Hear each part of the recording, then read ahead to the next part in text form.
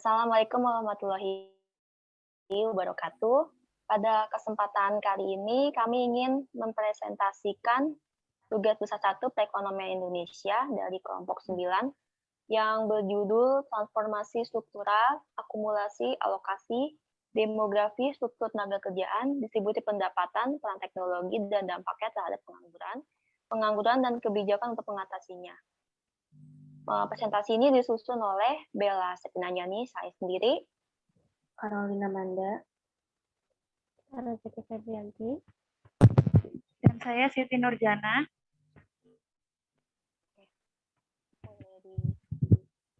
Transformasi struktural didefinisikan sebagai perubahan struktur ekonomi dan sektor tradisional yang memiliki produktivitas rendah menuju sektor ekonomi dengan produktivitas yang tinggi. Nah, pada dasarnya ini pembangunan ekonomi mempunyai 4 dimensi pokok. Yang pertama itu pertumbuhan, yang kedua penanggulangan kemiskinan, perubahan atau transformasi ekonomi, dan yang terakhir keberlanjutan pembangunan dari masyarakat agraris menjadi masyarakat industri. Transformasi struktural ini merupakan prasyarat dari peningkatan dan kesinambungan pertumbuhan serta penanggulangan kemiskinan, sekaligus pendukung bagi keberlanjutan pembangunan itu sendiri. Walaupun begitu, tentu saja akan terjadi dampak-dampak yang ditimbulkan, baik positif maupun negatif. Transformasi struktur ekonomi yang tidak diikuti oleh transformasi struktur tenaga kerja pasti akan berpengaruh pada disparitas income. Peningkatan disparitas pendapatan ini disebabkan oleh intensif dan peluang yang berbeda antara tenaga kerja. Nah, dari penjelasan di atas terdapat pertanyaan-pertanyaan yang akan transformasi struktur dan perekonomian, sehingga hal tersebut ini membuat menarik untuk diteliti.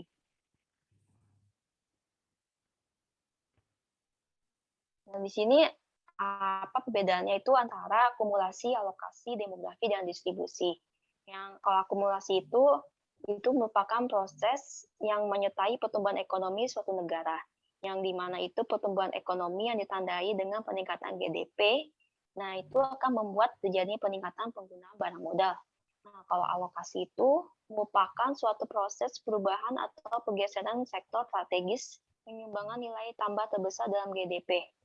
Pergeseran ini biasanya terjadi dari sektor primer atau ekstraktif menuju sektor sekunder, dan terakhir sektor tersier atau jasa. Kalau demografi ini, dia tuh proses pergeseran struktur tenaga kerjaan yang mengiring pertumbuhan ekonomi suatu negara.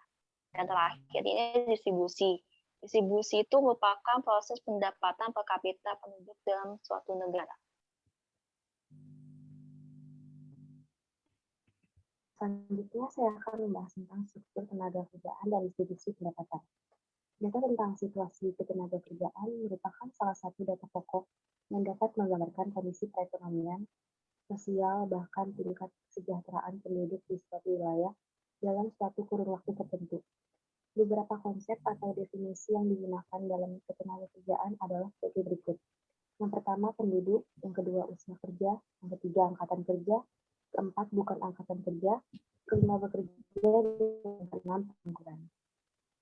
Selanjutnya, distribusi pendapatan adalah pembagian penghasilan di dalam masyarakat. Dalam proses produksi, para pemilik faktor produksi akan menerima imbalan seharga faktor produksi yang disumbangkan dalam proses produksi.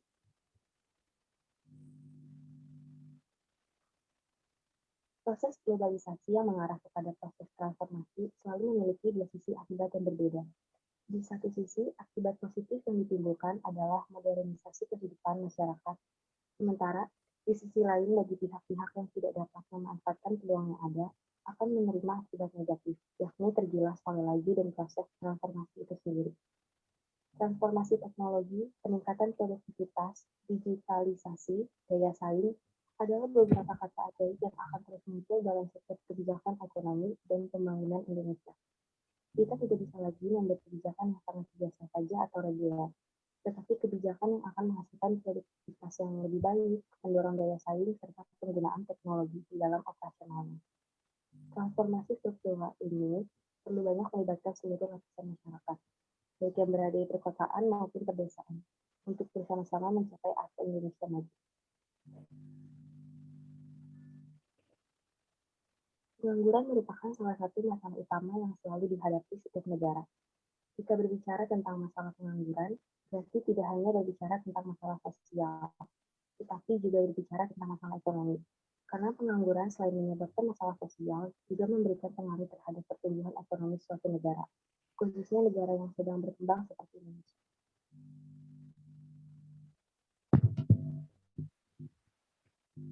Pengangguran terjadi disebabkan oleh beberapa hal. Antara lain, yang pertama ada kondisi ekonomi, lalu ada kebijakan pemerintah yang tidak berpihak kepada rakyat, pendidikan yang rendah dan tidak memiliki keterampilan, keterbatasan lapangan kerja yang tersedia lebih kecil dari jumlah pencari kerja, kompetensi pencari kerja tidak sesuai dengan pasar kerja, memiliki pendidikan yang tinggi tapi tidak memiliki peluang kerja karena tidak memiliki akses, budaya suatu daerah, kurangnya efektivitas informasi pasar kerja bagi para pencari kerja, dan pemutusan hubungan kerja. Selanjutnya ada jenis-jenis pengangguran berdasarkan latar belakang penyebabnya. Yang pertama ada pengangguran terbuka atau pengangguran yang tidak memiliki pekerjaan. Nah, pengangguran terbuka ini disebabkan oleh lapangan kerja yang tidak tersedia atau tidak adanya kecocokan antara lowongan kerja dan latar belakang pendidikan. Selanjutnya ada pengangguran terselubung. Nah, pengangguran ini terjadi karena tenaga kerja tidak bekerja secara optimal atau produktivitasnya rendah. Nah, selanjutnya ada pengangguran siklikal. Kondisi ini terjadi karena adanya perubahan dalam kegiatan perekonomian suatu negara. Nah, selanjutnya ada pengangguran struktural. Pengangguran yang dimana disebabkan oleh adanya perubahan struktur perekonomian yang memerlukan keterampilan-keterampilan baru. Yang kelima ada pengangguran friksional. Nah, kondisi ini terjadi karena adanya kesulitan mempertemukan pihak pencari kerja dengan pihak yang menyediakan lapangan kerja. Nah, hal ini disebabkan karena adanya kendala informasi waktu ataupun jarak geografis. Selanjutnya ada pengangguran teknologi yang disebabkan oleh adanya perkembangan teknologi yang menyebabkan tenaga kerja manusia diganti menjadi mesin. Nah, perusahaan cenderung memilih tenaga mesin dibanding tenaga manusia yang lebih cepat, mudah, dan menghemat biaya. Selanjutnya ada pengangguran musiman. Nah, kondisi ini disebabkan oleh siklus ekonomi yang berfluktuasi karena adanya pergantian musim, sehingga pekerja harus menghentikan aktivitas produksi untuk sementara. Nah, biasanya terjadi pada pertanian dan perikanan seperti petani dan nelayan. Nah, selanjutnya ada setengah pengangguran. Kondisi ini merupakan pekerja mempunyai pekerjaan, namun jam kerjanya sedikit, biasanya kurang dari 35 jam dalam seminggu. Kebijakan negara untuk mengambil manfaat dari perubahan teknologi dan mengatasi dampak dari perubahan terhadap upah dan kesenjangan terbagi menjadi dua. Yang pertama, kebijakan untuk memfasilitasi realokasi tenaga kerja dan memperpendek waktu di mana tenaga kerja menganggur. Sebagai contoh, pengalokasian kembali tenaga kerja akan dapat lebih mudah dilakukan dengan asuransi pengangguran yang lebih kuat. Yang kedua, redistribusi melalui sistem pengurang pajak. Beberapa negara telah menggunakan ruang fiskal yang tersedia untuk redistribusi guna menyebarkan keuntungan dari perubahan teknologi secara lebih adil. Contohnya, Kanada memangkas pajak bagi masyarakat berpenghasilan menengah untuk memperkuat kelas menengah, dan baru-baru ini memberlakukan pengurang pajak penghasilan atau income tax benefit lebih besar, termasuk dengan memperluas cakupan yang bisa mendapatkannya. Kesimpulannya, perubahan atau transformasi yang terjadi dalam struktur ekonomi maupun struktur sosial sebenarnya merupakan suatu gejala yang sangat wajar bagi perekonomian suatu negara. Seiring dengan perkembangan teknologi industri, serta permintaan masyarakat modern terhadap jasa pelayanan umum. Meskipun demikian, tentu saja akan terjadi dampak-dampak yang ditimbulkan, baik positif maupun negatif.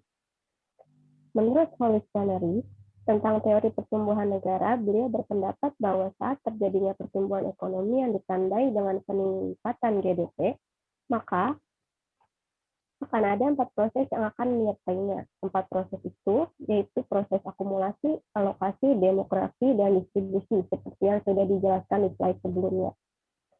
Pengangguran merupakan salah satu masalah utama yang selalu dihadapi di setiap negara, terutama dampak negatif yang dihasilkan ketika terjadinya reformasi struktural yang mendapatkan pengaruh dari perkembangan teknologi dalam upaya peningkatan perekonomian negara.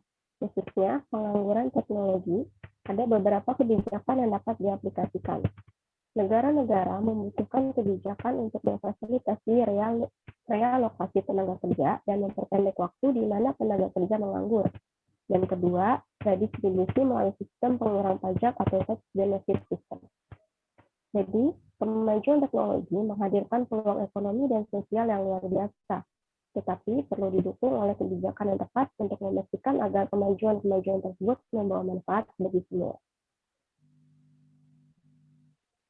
Sekian presentasi dari kami kelompok 9, semoga bermanfaat untuk kalian yang menontonnya dan melihatnya. Selebihnya kami mohon maaf. Terima kasih. Assalamualaikum warahmatullahi wabarakatuh.